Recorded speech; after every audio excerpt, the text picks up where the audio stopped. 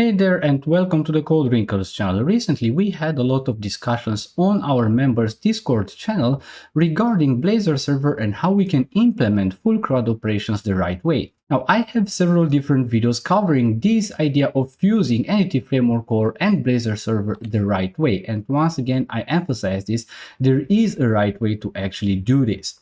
However, in those videos, I don't walk through a full CRUD implementation, and that's why in this one, I will make it very short and straight to the object, and we will implement full CRUD operations in Blazor Server using Entity Framework Core and, of course, SQL Server. So here I have really the Blazor Server template, and we'll start implementing CRUD operations on a concept of product. So let's start by adding a new class here, and we'll call this class product, obviously. For our use case, it will be a very simple product implementation, which will have an ID for Entity Framework Core, then a string name which is required, and a price which is a decimal. The next thing would be to implement a DbContext for this specific application. Now, if we go to dependencies and manage NuGet packages, you will see that I have already installed all the packages that we need from Entity Framework Core for everything to work. And we have installed the Microsoft Entity Framework Core, we have installed Microsoft Entity Framework Core SQL Server so that we are able to connect to an SQL Server, and a tool so that we are able to perform migrations and update the database. So now the only thing that we need to do is to come here in this folder and add here a new class, and we'll call this class obviously AppDbContext in this case, and it will inherit the DbContext. Now my GitHub Copilot instance already implements me everything that I need to have a functional DbContext in this case. To wire everything up with the DI container in ASP.NET Core, let's move back to our program.cs file. And here the first thing that I want to do is simply get the connection string here from my configuration that I have in app settings to JSON. I have already provided the connection string there. So if we can take a look here, you can see that I have connection strings and the connection string that is named default. Next, I can simply add DbContextFactory, and I will use SQL Server and provide the connection string. And here is the very important point, or the first very important point throughout this video. When you use in Blazor Server Entity Framework Core DbContext, you need to always use the AddDbContextFactory method. And we will see a little bit later exactly how we can reuse this, for instance, in a service, but you can do exactly the same thing in the mediator handler. Now, if you want to find out more why the regular AddDbContext doesn't work, or it's not a good idea to have it or to use it in a Blazor Server application, I have created a dedicated video on that, which is a 30 minutes deep dive only in that specific topic. So I will leave the link to the video in the description of this one, and you should go there and check out more information about that specific topic. Now that we are one step further, let's add a new class here, and we'll call this class ProductService, because we want to create a service that helps us to work with products. Now, the very first thing that I want to do in my ProductService is I want to create a private field read-only, obviously, for IDbContextFactory of AppDbContext, and we'll see just in a few seconds how we will use that. But since we have the private field, let's also add a constructor, and in the constructor we will get from the DI container an instance of IDbContextFactory, not an instance of the regular DbContext. Now let's implement some methods that will allow us to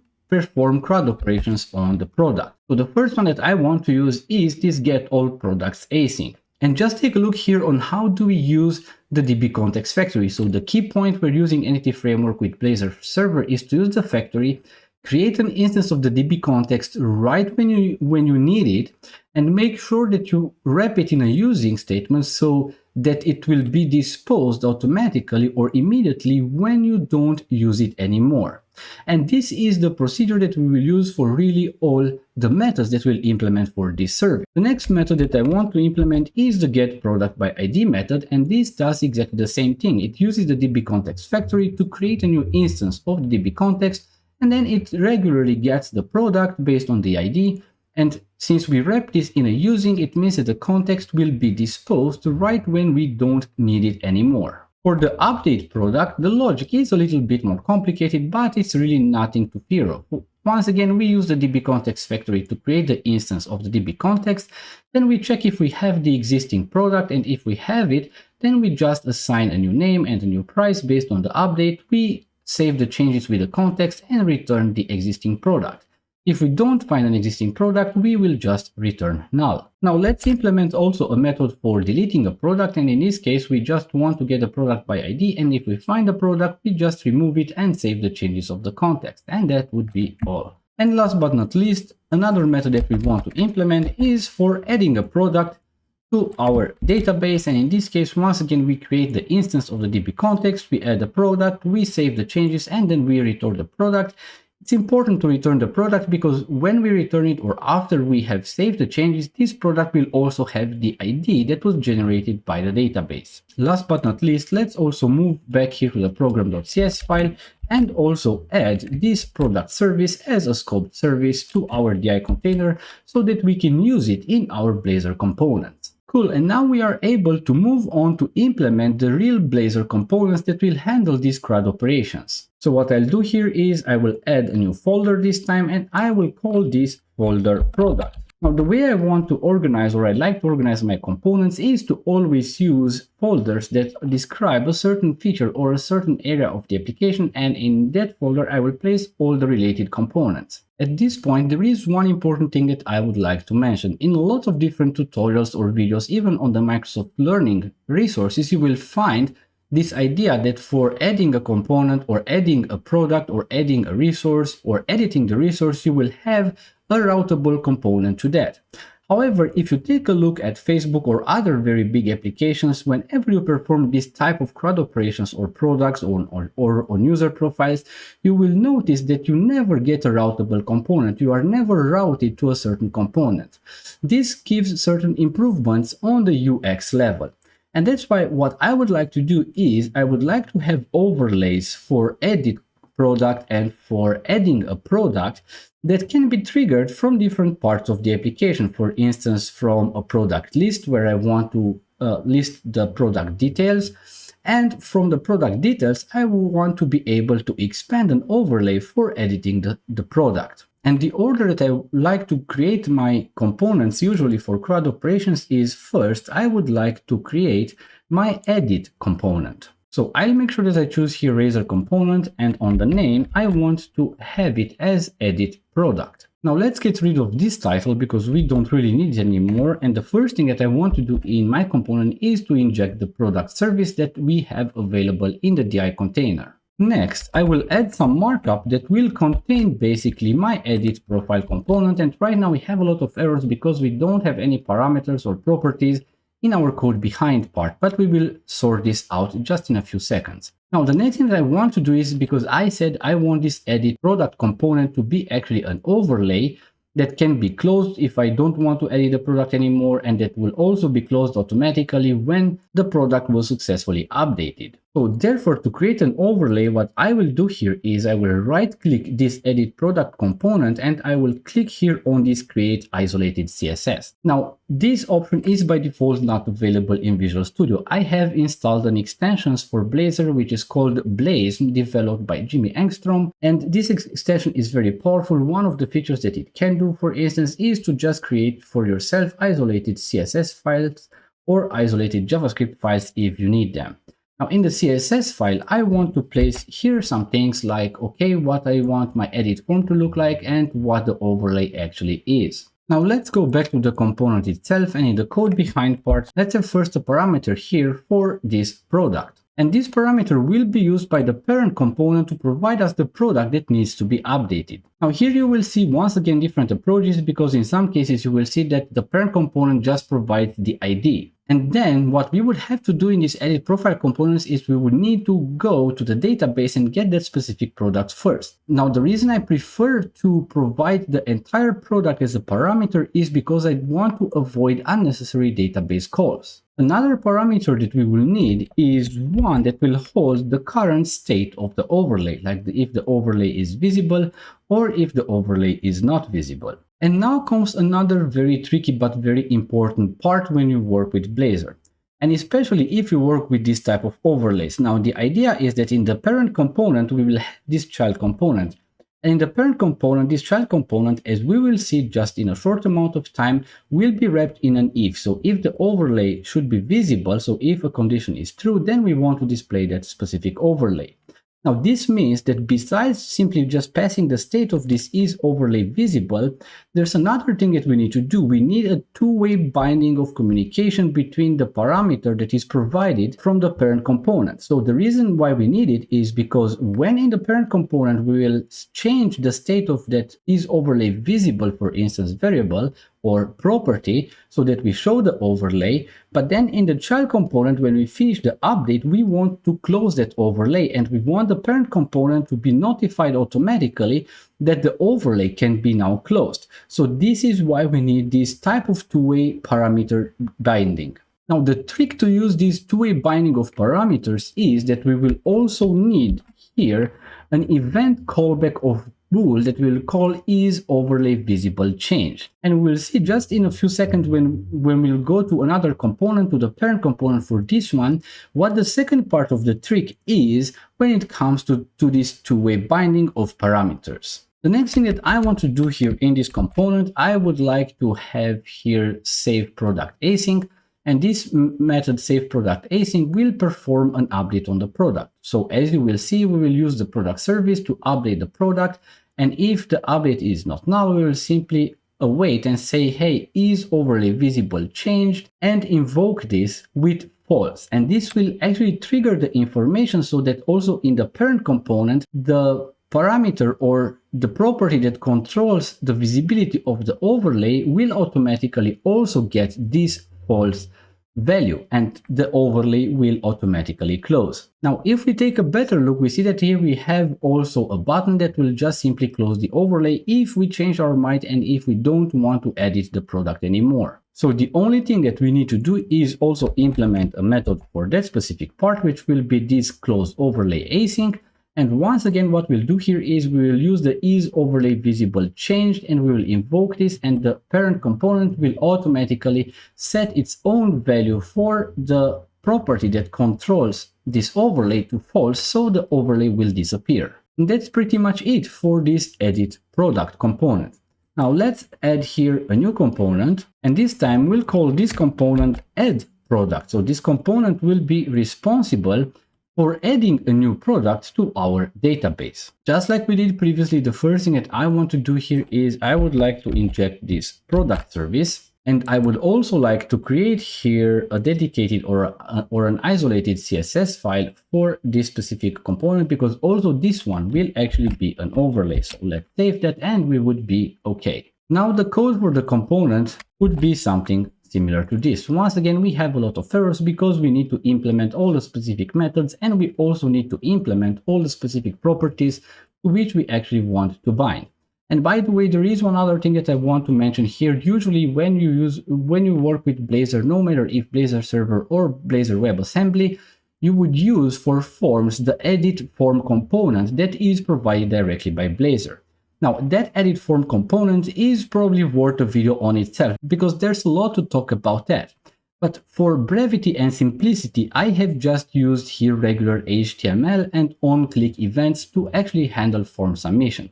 Obviously, if you want to do form validation and stuff like that, you should probably better use the edit form component, because it comes out of the box with a lot of support for usual stuff that you might need to do when working with forms. Now, when it comes to the code behind part of our Razor component, you see that we want to bind here to product name and product price. So the thing is that we right now want to add a new product, but we don't have it already. So in that case, what I usually prefer to do is just use here this type of fields, or create even a view model for this specific form of adding a new product. The reason why I would like to do this, because when you create a new product, for instance, we have in our case that name that it is required.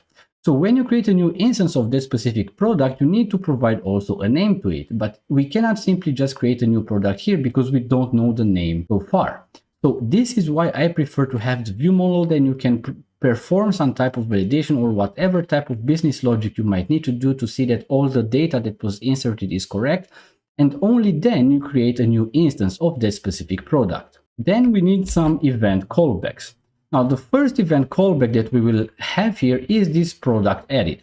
And this event callback will be invoked when a product was successfully added via our product service.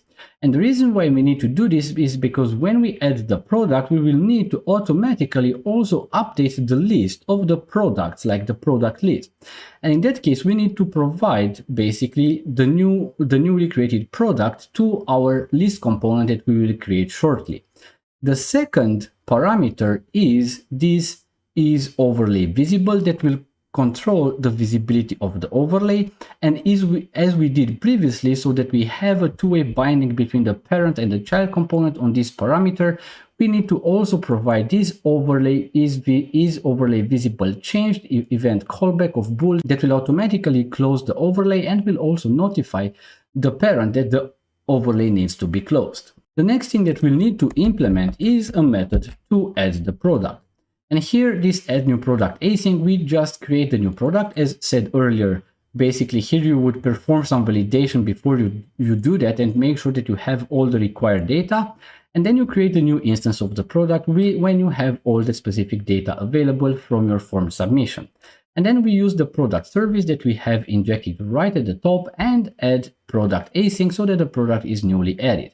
And what do we do once the product is added? It means that it returns a product that will already also have the ID generated by EF core, and therefore we simply use this product added callback and invoke it with the newly created product.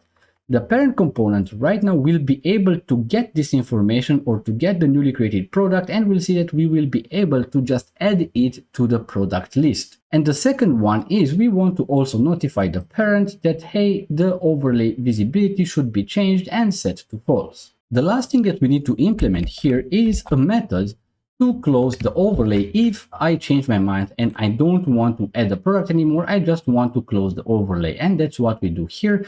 We just use this is overlay visible changed, invoke it and set the value to false. And we're also done with this component. Now the next component that I would like to create is, let's click here, add razor component, and I would like to add the product list component. So let's just add this component here. Now right at the top, I would like to also inject the product service, but I would also like to inject the navigation manager. We will need a navigation manager so that we have a way to actually navigate to the view details of one specific product. And also this page should be routable so that we can access it via navigation, and it should be under this URL of product. So when we click on products, we should see a list of all the available products. Here we'll have to add a little bit more markup. So first of all, I would like to have a title which will be available products. But I would also like to have a button before the grid of the product list itself that would allow me to click it, and when I click it, I want to be able to add a new product. So the overlay for the add product component should appear when I click on this button. And this already gives us this hint that we need to change the overlay visibility, and that's the reason why we need to communicate this information about this visibility of the overlay between the parent, which is this component, and the child component, which is the add product component that we have defined earlier. So let's go back to the product list now. The first thing that I would like to do here is also related to when I click this button, and I will have a variable that will control the overlay visibility. So this is why I will wrap this variable that will create just in a few seconds in this if. So if add overlay visible, so if it is visible, only then I would like to display this add product component. And here comes the second part of the trick of having this two-way binding between parameters when we use a parent component and a child component. And the trick here is to not just use the isOverlayVisible name as a parameter, but use this bind syntax. And this will actually create our two-way binding when it comes to communicating the change of the state of this specific variable or property. Now, this trick, I said, it has two parts, because if we use this bind syntax, and if the name of the parameter is isOverlayVisible, then Blazor will expect that in our child component, we will also have a callback, which is called isOverlayVisibleChange, which is of type event callback, and in this case of bool, because this property or this parameter is actually of bool type. And if you don't have this and you use the bind syntax, you will get an error right when this component is rendered. So this is very, very important. If you want to have this, or if you want to use this technique of two-way binding a parameter, use the bind syntax in the parent component, but make sure that you will also have in the child component, besides the parameter name, in this case is overly visible, also an event callback that is called is overly visible change. So you see that it's exactly the name of the parameter that we have previously plus this word changed. That's very important, otherwise it will not work and you will get exceptions. Now let's go back here to our product list. The only thing that we still want to do here is, since we will use a list of products, we want to have a way to show different things if we have no products in the database at all. So in this case, if the products count is equal or less than 0, I want to display this no products available. But otherwise, if I have at least one product in my products list, then I would want to display this very, very basic grid that will also use some cards, and for each product we will have a certain card. Now coming to this code behind part, we'll have first of all a private field that will hold a list of products, and then we need this private bool for controlling the overlay. And if we go a little bit back here, we'll see that this is what we use actually in this bind is overly visible. So this is our property, our field that will control the visibility of the overlay in our parent component. In this component, we will also need to override the onInitialized async method, because in this onInitialized async method, we will use the product service to get all the products and then set the list of the products to our products field. The problem here is that we are missing actually a closing brace, so now everything should be fine. Then we need a method to add a certain product, which will essentially just trigger the visibility of the overlay. That's what we do here. We change the value of this add overlay visible to true, and in this moment basically the overlay will be displayed. Now in the AddProduct component, you see that we have also created an event callback that will return or send us the new product once it was created. The reason why we need this callback is because we need to send this information from our child component, which is this one, that hey, we have a new product, we need to send it to the parent component. Because the parent component, in this case our list component, needs to actually add this to the product list. This means that we need to implement here a method that will trigger or will be triggered when that specific callback is invoked. And when the callback is invoked, as it is an event callback of product, we will get the new product here as an incoming parameter to the method. Now, the only thing that we do here is we add the new product to our products list. And in this case, we need to also call the state has changed method from component base. If we go back and look here at our component, we see that we have a view details button that will essentially redirect us to the component that is responsible to display the product details. And therefore, what we need to do here is we need to implement a method for the onClick event. And this method will be this view details. We will get a new product. And the only thing that we will need to do here is use the navigation manager that we have used previously or injected previously and navigate to product/the product's ID. And we also have a delete product button on the grid itself. So let's add a delete product method that will use this product service to delete the product. And if the product is deleted afterwards, we just also want to remove it from the products list. And that's pretty much it with the product list component. The last component that we actually need to update here or to add here in our project is the product details. Now, on the product details component, we will essentially have two actions, or actually one, which is editing the product. So let's add this new component. First of all, this will also be a routable page. So I will have this page directive and I will say that it should be triggered when we have this products / and here we can pass in a parameter and we can specify also the type of the parameter that we want to pass through our navigation. This means that in our code behind part, we will need a property, which is a parameter that will have exactly the same name as the parameter that we have here in this page directive. And since we are here at the code behind part, I would also like to have a private field for the product itself that needs to be actually viewed. And I would also like to have this bool that will control the visibility of the overlay, because also the EditProduct component is an overlay that needs to be controlled and we need the same two-way binding characteristics. Here also we need to override the onInitialized async method, because what we need to do here is we need to get the product from the database and assign it to our product that we have here. Now let's add some markup to this component.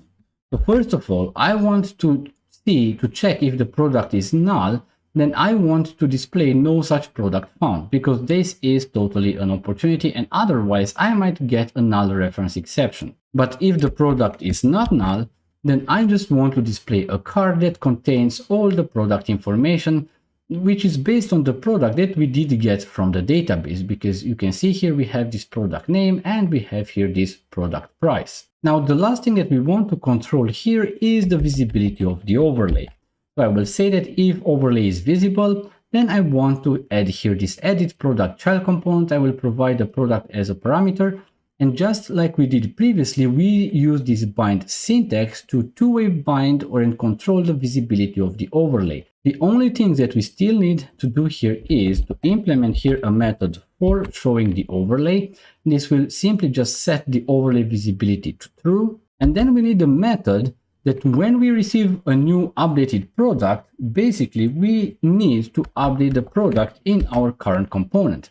So what we'll do here is on product updated, which is a parameter of the child component, which is an event callback, we set the product to the updated version of the product. Before we can run this application, there are just a few steps that we still need to perform, because we haven't added a migration and we haven't updated the database yet.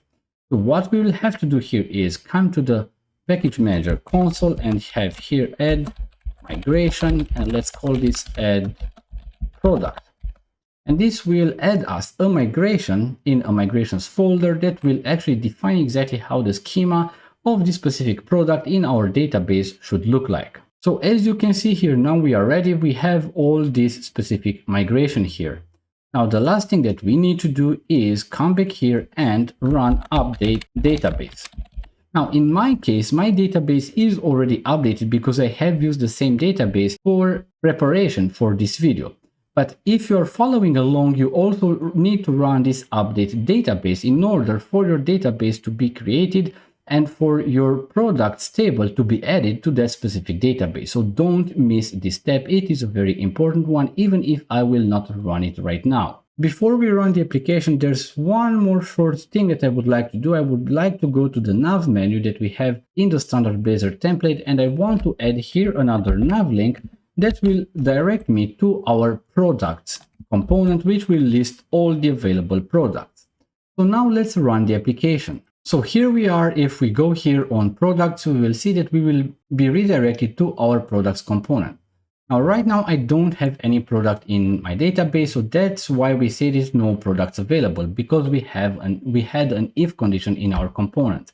But what I can do instead is click on this add product, and this will trigger the overlay to be visible and for me to see the add product component, which is like this. So let's add here a course name, which will be C# for beginners, and let's here add a price here, which will be $48. So let's click here on save, and you can see, as you can see, the list was updated automatically with the arriving of this product. Now, if I add a new product here, and here I'll choose mastering Blazor Server. Here I will have, I don't know, 189 for this one, and we'll see that we have added a product. Now, if we go on view details on any of the product, we are in this part of the application where we can just go on edit. And here, for instance, I want to change this to not be 48, but to be 58. And I will click on close, and you can see it has been automatically updated also in the parent component. Now, if we can go back to the product list, obviously, we will also have here the updated price.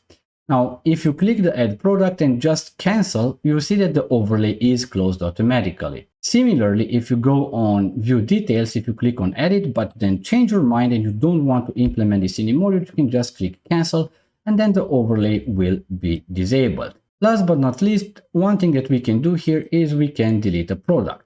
And as you can see, the product was deleted from the list. But to make sure that if we re-render this component from totally scratch and get everything from the database, that it was deleted from there. So we just refresh the page here and you see that we have only one course here. So we were able to implement all the necessary CRUD operations in our application. We have a view product list, which is this one.